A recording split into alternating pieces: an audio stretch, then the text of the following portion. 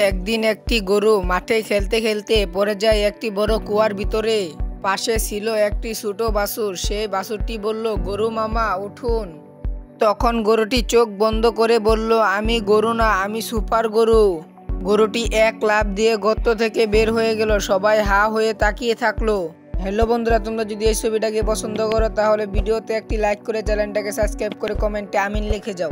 চিকু এক দুর্বল গরিব বিড়াল। সে শুধু রাস্তায় ঘুরে বেড়ায়। চিকু একটি মেয়ে বিড়ালকে পছন্দ করত। তার স্বপ্ন ছিল মেয়েটিকে পাওয়া। একদিন মেয়েটি চলে যায় এক মোটা বিড়ালের সঙ্গে। চিকুর মন ভেঙে যায়। সে একা হয়ে যায়। চিকুর চোখে জল।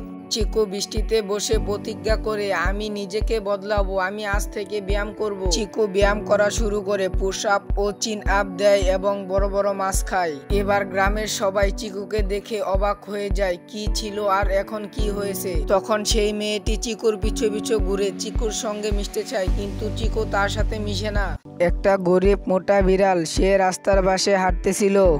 তখন এক দোকানে সুন্দর একটি জামা দেখে তার পছন্দ হলো। সে জামা নিতে গেলে তখন দোকানদার তাকে লাঠি দিয়ে তাড়িয়ে দিল।